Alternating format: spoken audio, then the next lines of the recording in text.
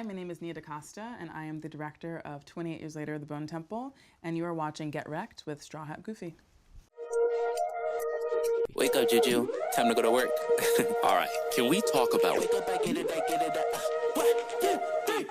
Wake up, I get it, I go with everyone saying I'm up next. It's not my fault that the vocals are gold, that making the haters so upset. My life is a movie, the way that I roll. They saying I'm goofy, but baby, you know I'm making everybody upset. Cause we the best, how we get wrecked, and I know we gonna get wrecked, we gonna get wrecked.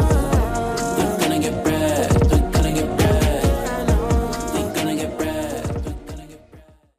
What's up, everybody? It's your boy Juju Green, aka Straw Hat Goofy, your movie guy, and I'm here with director Nia DaCosta, director of the new film 28 Years Later, The Bone Temple. Thank you so much for talking to me, Nia. Thank you for having me. No, I mean, I feel like I'm in your house right now. And I mean, I'm really, you're in my studio's house. I'm in your studio's house. I'm on the East Coast. Yeah, like, you are actually. You're in my house. Yeah, you know, this is like my dream city growing up. Like, Why was it? Home Alone 2. Oh, that's lovely. Home Alone 2. LA boy, you see like, Snow. New York, snow, Yeah, the tree, the plaza. like you just have to. Or the Ritz. And I never thought I would get here. You know what Yeah, I'm saying? yeah, Like yeah. I grew up in Compton, so like New York, like Hollywood seemed far away. So New York I feel just that. seemed like You're like, another well, that's a island. whole That's a whole landmass in different, between. a whole Yeah. thing, right? Yeah. And so I finally, for the first time ever, this Christmas, I came here with my Christmas, girlfriend. I went to see the tree at the Rockefeller Center. Rockefeller Did you Center. ice skate? I did not ice skate. I'm cute. scared of ice skating. I'm not gonna lie. Why? It's this sharp pointy This end. is also why you don't know anything about the NHL. Exactly. You said ice skating, not for me. It's so scary. Yeah, Like, and yeah. then again, big movie guy. I'm gonna make a lot of movie references here. I see things like Blades of Glory, and I see they get that move where like, Ooh, yeah. you yeah. know, You're just you know like, what I'm ooh, talking yeah, about? yeah, Like, yeah. and ever since then, I'm like, yeah, nah, I'm good Yeah, on ice I skating. feel that, You know what I'm yeah. saying? Roller skating though. You want to See, roller skate? ice skating, rollerblading. That's how I feel about See? these situations. Okay, Yeah, so yeah, which one yeah. are you going for first? Ice skating or rollerblading? Ice skating, technically. Okay. I didn't rollerblade until I was an adult. Okay. But ice skating, I was doing as a kid. Okay, so you're just Yeah. you got your ice legs. Is that what they say? Like I don't know what they're they like say. a word for it? I don't know what they You know say. how they say sea legs. Got my Like, ice toes. Got your yeah. ice toes. Yeah, Well, ask yeah. a hockey player. Your friends from the Rangers. who Yeah, I and just Henry found out was a Lindqvist. team. Yeah. Well, I was talking about like the Rangers versus the Islanders because we were talking about like how do you. Clippers and Lakers. Because I didn't and- understand like if people in LA if there were Clippers fans there. Yeah, and they're you were like they're freaks. they're around, but they Yeah. just it's like when you see a kangaroo Yeah. like hopping around Los Angeles. It's like where did you come Where'd you come from? How are you here? Why is that hot dog in the museum? Like Yeah. I really want to just like one day I'm gonna interview a Clippers fan and just say kangaroo. like what a kangaroo. I'm gonna interview a kangaroo. It's like what led you here? Yeah, like, how'd what you get makes, here in what this- in makes your that? life today? You know. Yeah. But they just need to go to San Diego and like call it a day. We'll be much happier at that time. I think every Laker fan can Wow. like attest to that as well. Wow, Like wow, a lot of them are clapping right now. Yeah, just going, yeah, like, yes, going, yeah, yes, you do for absolutely. sure. Wow. 17 championships. That's all I'm gonna say. Oh my goodness, enough. Oh, last thing I'm gonna say about the Clippers because Yeah. my hate reaches no Yeah. bounds. We have a saying, and I think it was coined by Snoop Dogg. Clippers are gonna clip Oh wow. because they can never get out of their own way. Now Clippers. Now are we talking about hair clippers? Because that would be fun. Because You if know, that were what it was, I would support them. I don't even know the origin of their thing, but Clippers, if it's hair clippers, it makes me feel a little bit better. That feels very pro-black. I don't. It. One. It feels very like maybe if you're not a Clippers fan, you're anti-black. Nia DaCosta just got me to like the Clippers like 2% Just saying. more. Just saying. New, okay, Clippers, you're all right. There you go. If that is your If actual that's what origin. it is. If Otherwise, that's what it is. dead. Hopefully, the Steve Ballmer, you gotta own that. So happy to be talking here with you today. Like I Same. have been such a fan of you for like such a long time. Oh, I thank feel you. like your films, like not only do they speak from like a clear cultural perspective, but you just clearly have a love of film. Like I've been studying like your love for like the post-war era, like you love sci-fi, like you love everything. Yeah. And that comes through in like everything that you make. And thank like you. I really like peep that. I really noticed that about you. Thank you. So the purpose of this show, Get Wrecked, is I really feel like people can tell you a lot about who they are by this question I'm about to ask you right now. Yeah. So what is a movie that completely changed your brain chemistry and created the building blocks to who you are? It doesn't have to be like, this is what created Nia the director, but this is Nia the person. Yeah. Ooh, I mean, I think there are a few of them, but I do remember actually when I was in. I mean, I talk about like my stomach. I talk about my like love of 70s New American cinema a lot, so I don't even talk about that. That's I've seen really a lot important. of it, yeah, for sure.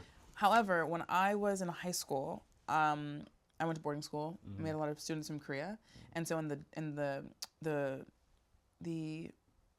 what's it called? The common room. Oh my God, in the common room, they'd have like a bunch of like Korean movie DVDs in like in the common room, and I was like, oh, what's the host? Who's Bong Joon-ho? And that was the first time I really like became familiar with Korean cinema at all.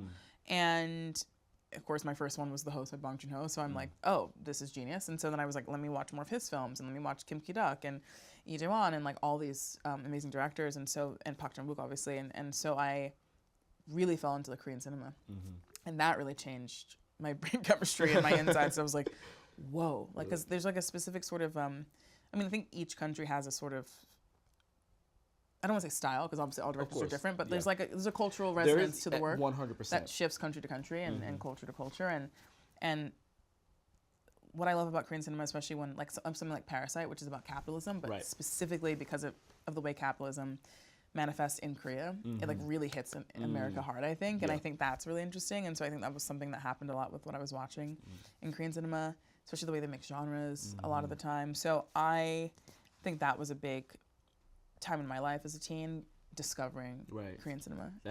Man, when so I started getting into like realizing how much I love film and like diving into it. Like I would say fairly late, but I'm still very young, right? Like it was maybe in my 20s, maybe like 22, 23, where I started to like really like seek out movies. And I don't think it was until I was like maybe like I want to say like 28, and I discovered this Korean film with Steven Yeun, and it's called Burning.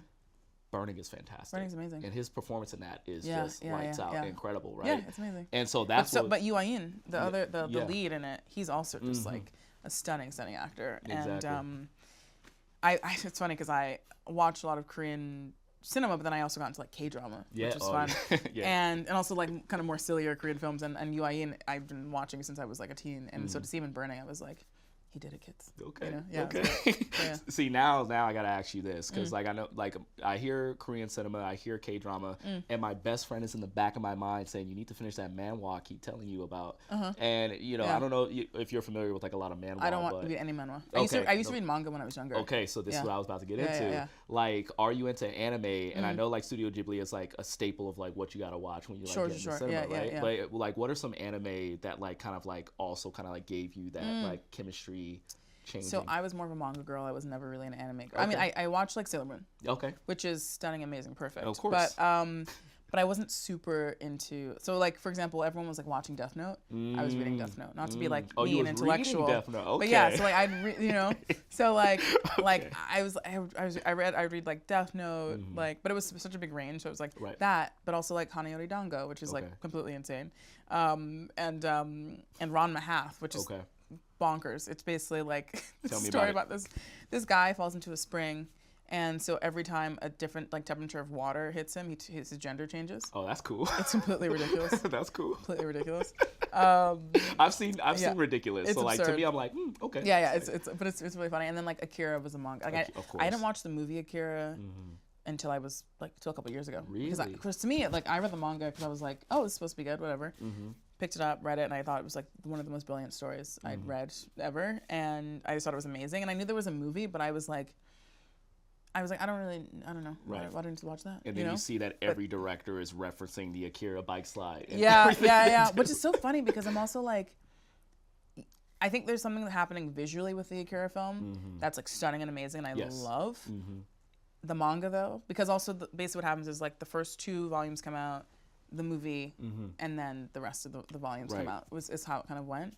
And I think like having the full story, and also because of the fact that it's a film, but the whole story wasn't written, it's like sort of different from that. Anyway, the story is so good. Okay. And also the art in it is so good, and yeah, I love it. Okay, so now before we get into this next question, I'm gonna give you a little piece of homework, and I hope you take it. Please. All right, so I'm gonna give you something to read, and I'm gonna give you something to watch. All right, something to read. Oh, something to watch first. You should watch Death Note. Okay. Because I've watched some of it, to be fair. You watched some of it? Yeah, have you seen? Because I'm only saying this so you can get the potato chip line. Okay. Where he says like he's like writing in the Death Note, and he's like having this inner monologue about like how he's fooling everyone, and he says, "No one will know what I'm doing. I'll eat a potato chip." Oh, I love it. Eat it, and it's like so dramatic. That's so anime, isn't it? It's so Or anime. You're just like, girl, what are you talking about? Right, I'm like, how did he Yeah. make eating a potato chip sound so that sounds dramatic? fun. Okay, I'll so watch that, just for that, just watch that scene, Okay. and then something to read, and I'm glad that you said that you read this because it's easier to consume this from a reading standpoint than it is watching. Yeah. One Piece. I'm gonna let you. Okay. I know So here's the thing about One Piece. Okay. Let's get into It's so long. I know. It's so long. I know. I know. I understand. You know what's the other one? Full Metal Alchemist. Yes. I was reading that too. Okay. Woo, yeah. See, a lot of my listeners are like, yes, Oh, she's good, a I'm real glad. one. Yeah, The yeah. reason why I say One Piece, reading wise, because Yeah, like it's hard to take. Anime so much filler as well. It's just like and there is a lot yeah, of filler. yeah, there is yeah. I would say like there's like 20% filler, but still it's 1160 episodes. That's like too many that's a episodes. lot. So I'm Too not gonna much. ask you to get into that way. But you seem like someone who is just like you thirst for knowledge like so much, and you're always consuming things. I'm also a completionist, so And don't you're- do this to me. I'm doing Damn it to you. it. And listen, I'm not to get into the full pitch, but it takes things from Greek mythology. There's I'm in like already. mythological things. So I'm telling you, I'm like done. Yeah, you would yeah. you would love it. Do you like the Netflix world- show? Love the Netflix Oh, show. good. Okay, that's great. Love the Netflix Yeah, show. good. I just recommended Jack to play one of the characters from the Netflix show. Ooh, fun, as well. okay. I'll show it to you. Screw it. We're please. doing this. I We love got a this. little Yeah, time yeah, for yeah. this. So One Piece. his name is Don Quixote do Flamingo. Oh, him. Yeah, I know him. Yes. Yeah, Oh, yeah. so you know him. Okay, cool. Jack would kill that. Jack would murder this. That'd be crazy. So yeah, so this I told Yeah, him, and he yeah. says he's in. So Yeah, okay, hopefully, like please. he gets a Get the call. call, yeah. Yeah, that'd be great. So yeah, so read One Piece, watch Death Note, and I think Okay. we're good on that. All right, here I go. All right, so last question I want to ask you, like from a general movie standpoint, we'll get right into 28 Years Later, Bone Temple. 2025 just passed. We're in Yeah. the new year. Was there any films that like you were obsessed with, caught your eye, that you want to like talk about, recommend? The ones everyone else is talking about. I'm talking about, like Sinners. Hello. Hello. I was like, I sent Ryan this stuff. I was like, oh my god, whatever. Weapons. Emo Zach Krieger. I was like, I love you. Yes. I am in love with you. You know? 100%. Amy Madigan's performance in that one. I Amy just rewatched it. Madigan My gosh. I literally, because that movie scared me, and I remember, and Amy Madigan scared me, and I kept at night, because I usually, like, I love horror. I usually don't, like, nothing stays with me, but that, I was like, I had to be like, it's just Amy Madigan. Like, when I was sleeping. It's just Amy Madigan. Ed Harris's wife. Have you seen her Ed since? Harris. Oh, I've seen her, like, her New York Times profile and stuff, but, like, because I've never met her. Yeah, okay. But I know, I met Ed Harris at the Sundance Labs when I did it years ago, so I'm just like, this family. Yeah. It's just Ed Harris's wife. I'll tell you this, I cannot watch Uncle Buck the same. Yo, I cannot watch Uncle Buck the same. Yeah, it's things are different. Yeah, right? it took me a minute to realize, oh yeah, that's the same person. And I said, oh, that's Every choice that woman made, stunning, perfect. 100%. Yeah, Yeah, 100%, I think those yeah. are good picks. Sinners, Weapons. Yeah. For me, like, I love The Long Walk. I thought that was good, yeah, I think yeah. David Johnson is like He's great. Yeah. lights out star is Yeah, incredible. And then obviously One Battle After Another. Yeah, I Sorry enjoyed that Baby. too. Yeah, You know what I'm saying? I need to see Sorry Baby. So I love Ava Victor. I think Oh, she's yeah. amazing. I need to see it. Crushes it. Heard it's amazing. Everything from writing, directing, like Yeah, she acting. It's just beautiful. it's just a beautiful movie. Yeah. Okay. So we gotta get to your movie because we could talk all day about like about all that, everything. yeah. So like I said, we talked about like your fascination with like post World War II and like I find it really great how you have talked about like the psychological after effects of like the people like in that, and I find it cool that 28 years later it deals with that in the same type of way. Right, these people are isolated, they're dealing with the after effects of years and years and years of being isolated after this devastating event. Do you have like your love for World War II in your mind when coming into this, or was it something that you didn't even think about? I think the thing about World War II and in particular the Holocaust and also like the 44 million people that died that kind of I think that stuff really sticks with me, and I think what it happened in my brain when I was learning about it in school, in like middle school for the first time, was I was understanding the depth of destruction that human beings were capable of cruelty, of nonsensical waste of life that we're capable of. And it makes you quite existential, And I think the 28 Years Later franchise is incredibly existential. And it's particularly represented through Kelson, with Memento Mori and Memento Amoris, like remember you must die, remember you must love. Those are the fundamentals of life, really, because everything else we've just made up. You know what I mean? And I think and I think that's the way in which it stays with me, where post World War II, how do you recover? How do you decide what the world should be when you have to rebuild? And a lot of people aren't there anymore.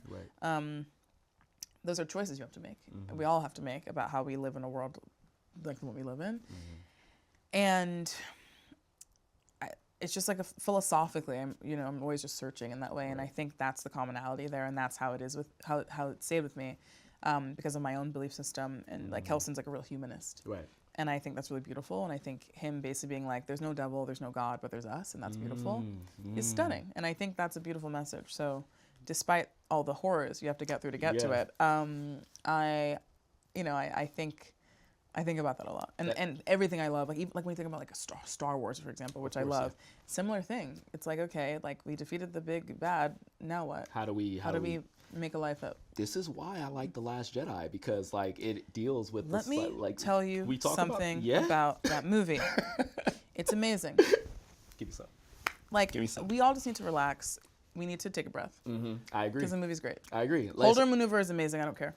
It looks beautiful. It looks visually stunning. Who cares? Like, Poe should have shut his mouth and taken orders. He was, and I think that was his whole point. He was a big hot shot. He thought he was the leader. It's like, bro, because he flies his little plane. Chill a little bit. Relax. Just because you fly a little plane, you may do it well, but like, come on. Like, so did Luke Skywalker, and he did it well, and he also was humble enough. Lukey poo. And I'm just saying, Luke, like, he dealt with like decades of trying to be the guy. Exactly. And he, like, you know, he's a human. He crushed under the weight of all that and made one bad decision. Well, amongst. We can debate that, but we can debate, you know, because I will say Kylo Ren, I'm like, girl, relax. Yeah, true. Kylo, take it down a notch. Yeah. You know? There, you know, everybody's, you know, tensions are high. He's at like an 11 all the time. I'm like, Kylo, your blood pressure has to be so high. Listen, last thing I'm gonna say about Star Wars is the one Ben moment that we got is when he does a little shrug.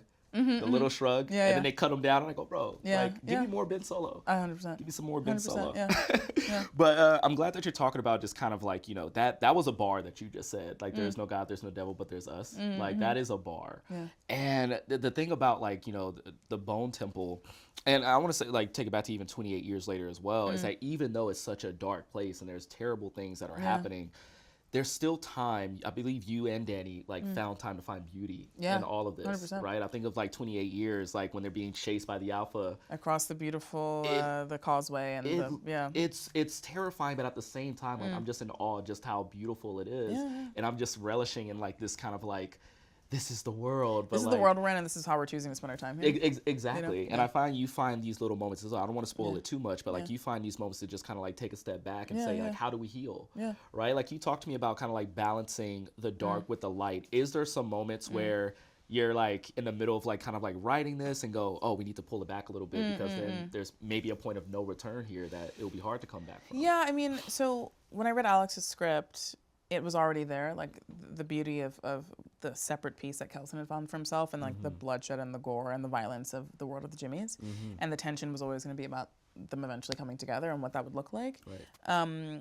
And so I was really set on like, okay, Kelson's world is very still, it's very measured, it's bucolic, it's beautiful, it's really green. You hear the insects, you see nature is like flourish because we're not there fucking shit up anymore.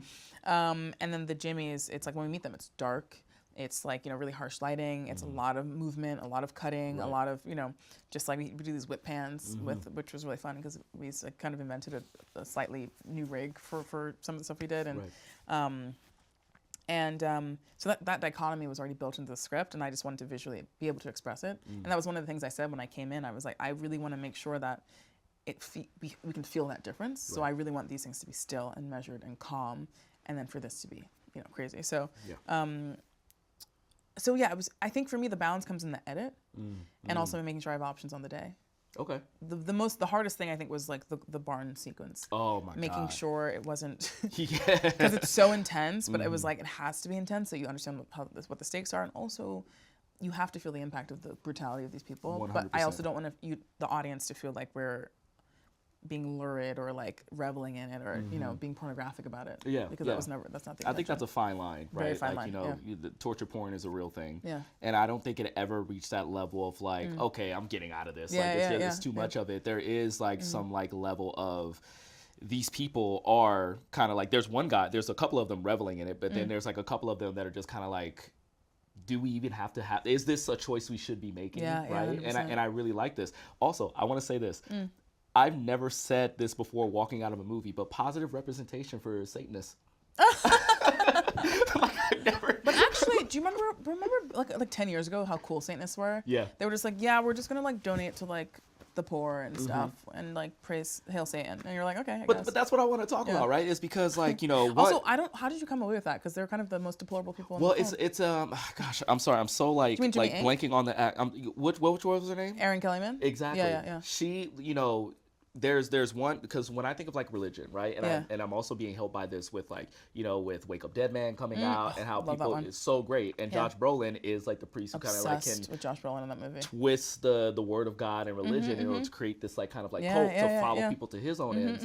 And so when you think about like Satanists, Catholics, Christian, which is what I grew up as, you know, I've seen people twist it and to like use people. I mean, it happens more way. often than not, which is so sad. And to see that. You know, I feel like growing up as a Christian, we see Satanists as like just kind of one way. Like, you know, it's like we're the good guys, they're the bad guys. But in this way, you get to see someone twisting the Satanist belief. And then somebody saying, like, this isn't like what it really is. You're full of it, right?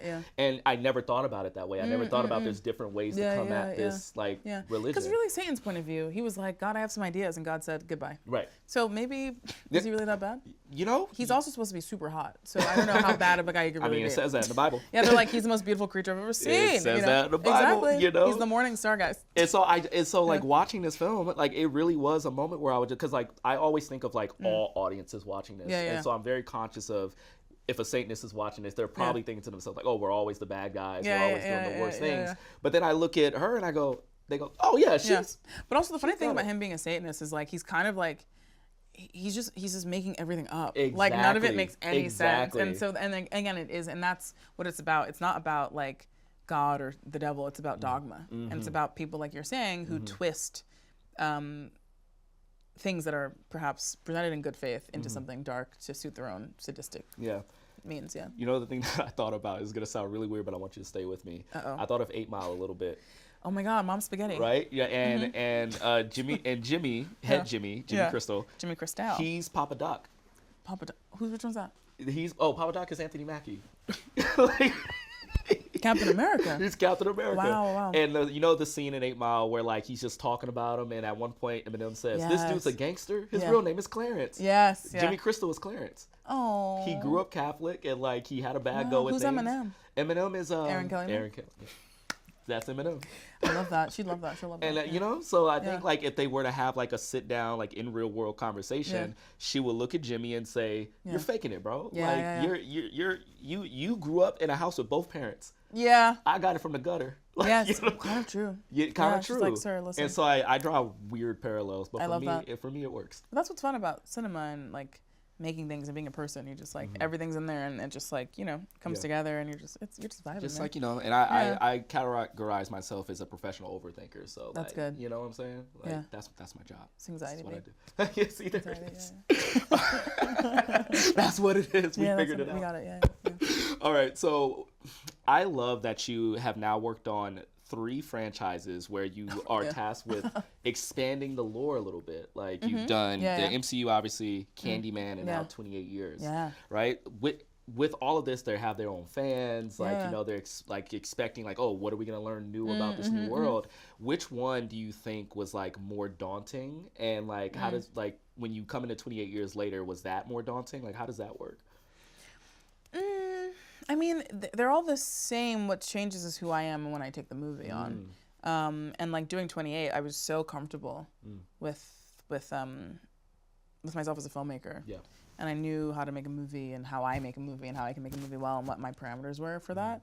But also like the biggest thing was like this film had a finished script. Like I came, I read it, I was like, this is amazing. I asked Alex to write a couple things, but yeah, I mean, it's like there's so many different reasons why a film can be daunting or not daunting.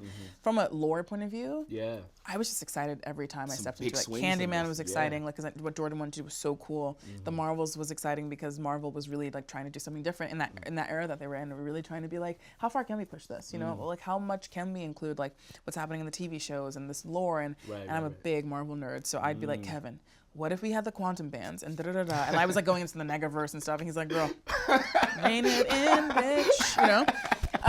And, you know, but it was fun that, like, even let me use the quantum bands. And, you know, so, like, I always approach it with a sense of, like, fun and joy and discovery.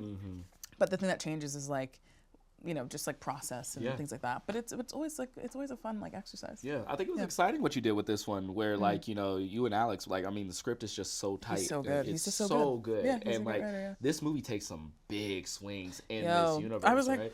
baby girl. Like- Are we sure? We were sure. Yeah. I mean, I was like, okay, we're going here. Yeah, and yeah, I like when I've watched every movie in a franchise and I go, oh, this is something that I didn't even know was possible. Yeah, yeah. Right? Can you talk to me? I don't know if we can spoil this right now. People in the back behind the, can we spoil a little bit and then we can put this out? Like, When does it come out? you know what? We're not gonna spoil it, but Okay. I think you know what I'm talking about. The Like, end. The end. Yeah, it's amazing. Right? It's fantastic. It's amazing. Like, did you? Stunning. Did Yeah. you have the? I noticed that you had a little hesitation when you said you read it on the script. Were you just kind of like, "Are we sure?" Or did you just go, "Hell yeah, let's get it"? I was like, hell yeah, this is amazing, but like, how the hell am I gonna do this? Because there's also, and I talked to Alex about this too, but like as a writer, even when you're writing for yourself, you have moments, but especially if you're not writing for yourself, where you're like, LOL, how are they gonna do this? Don't care, not my problem. Sit it off. Yeah, send, you know, and it Handle reads it. amazing on the page. Yeah. But as a director, when you come to read it on the page, you're like, okay, so how am I gonna make that amazing and not fucking shit? It's like Smokey or Friday. Wait. Yeah. This ain't enough. I'm like, This ain't enough or exactly, it's too much. exactly, Like, you know. exactly.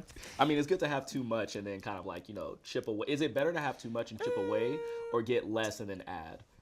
It's too much and chip away. Too much and Yeah, chip away. 100%. Yeah, because if you have not enough and you're adding, you're doing reshoots. So we don't want to do that. You're right. We don't want. Yeah, we I don't don't want. want. Yeah, And when yeah. people hear about To be reshoots, fair, they get okay, so I nervous. should say also, like, there's like a stigma around like additional photography, but like Yep. it's I like was just about to say. most studios at a certain budget level like plan for it. Yeah. And it's not actually a big deal. I think it's like the It's an social ego media thing. age. It's social media age. Yeah. Also, the thing I notice is like, to be frank, like most people don't actually know how making movies works. Yeah. Like it's Yeah, just, why- and nor yeah. should they. Like you enjoy them, but Yeah, like magic. I think when, especially because like the trades are such a big thing now, and everyone's you know, it's like I think it's like there's a thing happening that has really nothing to do with the filmmaking. Right. So Yeah.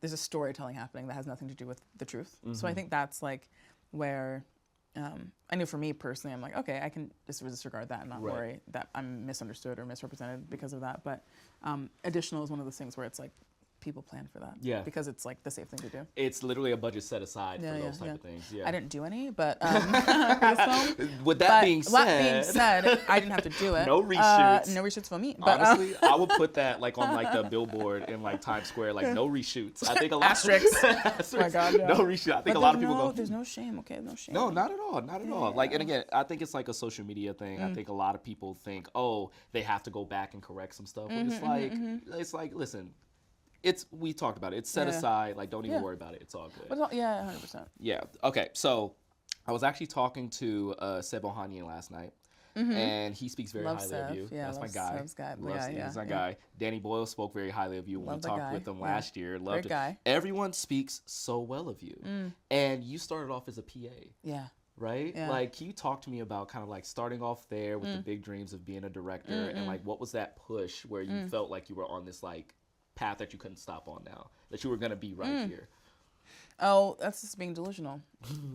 Frankly, I think that's everyone who wants to be in this industry has to be insane. Yep. And think, because it's the most talented people I know are not the most successful. It's just luck. It's what happens. It's if you can do the bullshit part of the job. Yeah. You know, Willing if to you're do the bullshit willing part to of do the the job. bullshit part of the Yeah. job. If you're good in a room, you know, like obviously the talent has to be there, but like so many other things have to align. And being a PA was great because like, you just have to do that. But Right. I got to watch like directors that I admire like run sets, and I got to learn what a director does, not outside of like I'm shooting and doing the storyboards, Right. but like the tone that they set. And like I worked Steve McQueen, Steven Soderbergh, and Scorsese. I Or was some on, big people. and so I was in the production office for those shows. Go to sets sometimes, and they each like very different sets, but like it comes from the top, the way people are treated, the way they're spoken to. Whether or not it's a joyful experience, and it's really important to me that making films is joyful because like what the like we're literally get to make stuff up for a living. Yeah. Please be serious. You're like relax, you know. So it's stressful enough already without adding drama. So Right. you know, so I think I learned that as a PA, and I also met Sean Bobbitt, my DP, as a PA. I used to drive him around and be like, Sean, I'm gonna make a movie. What camera heard should I it all. shoot on? He's like, okay, girl. And then 6 years later, I was like, do you wanna DP my Marvel film? Yeah, Look it at was really that. fun. Look at that. You got a And now he's backseat like my soulmate. masterclass. Yeah, That's yeah. what's up. Yeah, it's great. That's incredible. My Yeah, gosh. I love it. Would you say that like being delusional is the key to Is maintaining Delulu momentum? the Salulu? The- Yeah. I never heard that before. You have. Come on. I have You're on the not. internet. I didn't make it up. I'm Delulu is online, the Salulu. but I'm online whenever I need to be online. Oh, interesting. That's right? beautiful. Like I That's don't, beautifully contrary done. to popular belief, I don't try to doom scroll as much. Oh, it's good. You can't do it. Yeah, exactly. you I'm can't trying to do be that, like you. Not, Thank you. you know? I'm on anything. I mean, not even a secret anything. Yo, really? Yeah. You're not even like No Finsta. on the burners, no Finstas, never, no never. nothing. You're not Because it's coming not around just on about like having a public forum for people to give me their opinions. It's also about like the literal psychological aspect of being on something like that. Yeah. It's like smoking. It feels good at the time, but it will kill you. Yeah. Spitting. Just You know what I spit mean? right now. That's just what it's How happening. much time we got left? Because we. 1 minute. Yes. Okay, cool. Then this is. It's perfect. better be perfect. Listen, this is perfect. This is because this is what I want to tell you. You're from Harlem. Yeah. Yeah. I was born in Brooklyn. You're but born in raised mostly Brooklyn, raised in Harlem, right? So, and you've already worked with Marvel.